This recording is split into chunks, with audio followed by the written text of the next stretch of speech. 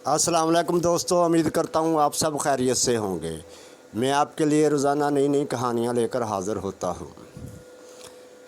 मेरी आज की कहानी का अनुमान है मियाँ कंजूस।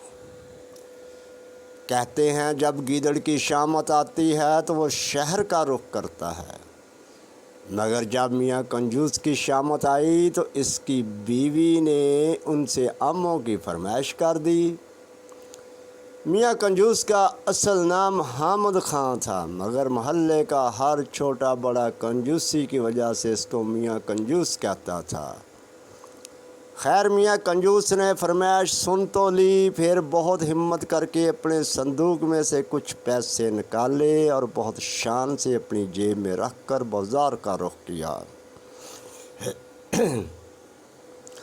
सबसे पहले एक आम वाले के पास पहुँचे और दाम मालूम किया तो पता चला 150 रुपये किलो। ये सुनते ही मियाँ कंजूस कानों को हाथ लगाते हुए बोले, अरे भाई, इतने महंगे, कुछ तो कम करो।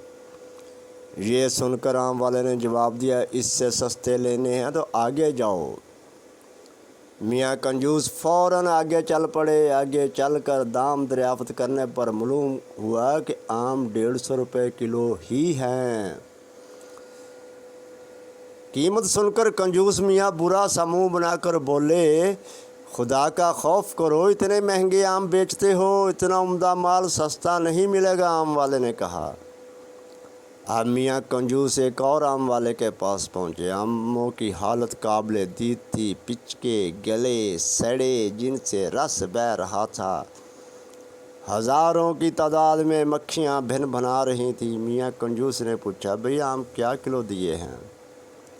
आम वाले ने जवाब दिया, सबसे सस्ता लगाया है, सिर्फ 80 रुपये किलो। मियाँ कंजूस गुस्से से बोले, इतने ख़राब आम 80 रुपये किलो?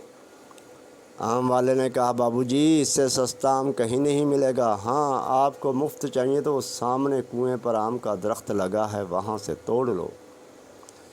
यह सुनकर मियाँ कंजूस बहुत खुश और भागे भागे जाकर कुएं पर चढ़ गए। उछल उछल कर आम तोड़ने लगे। अचानक इनका पैर फिसल गया। मियाँ कंजूस कुएं में जा गिरे। वो तो खैर हुई कि कुआं खुश्क था, मगर मियाँ कंजूस गिरते ही उठ खड़े हुए। कपड़े झाड़कर कुएं में पड़े हुए आम उठाकर झोली भरने लगे, मगर जब ऊपर नज़र उठाई तो बहुत परेशान हुए। अब कुएं से किस तरह निकला जाए, ये ख्याल आते ही मियाँ कंजूस चीखने चलाने लगे। इसी वक्त इधर से एक घोड़ा गाड़ी वाला गुज़रा। इसने जब ये आवाज़ें सुनी और मियाँ कंजूस को कुएं में देखा तो इसे रहम आ गया। इसने अपने घोड़ा गाड़ी का रस्सा निकाला और कुएं के अंदर लटका कर ऊपर से रस्सा मजबूती से पकड़ लिया और कहा, रस्सा पकड़ कर आ जाए। मियाँ कंजूस ने ऐसा ही किया, मगर ज़रा सा ही चढ़े दे कि घोड़ा गाड़ी वाला इसका वज़न ना सह सका, धड़म से कुएं में आन गिरा।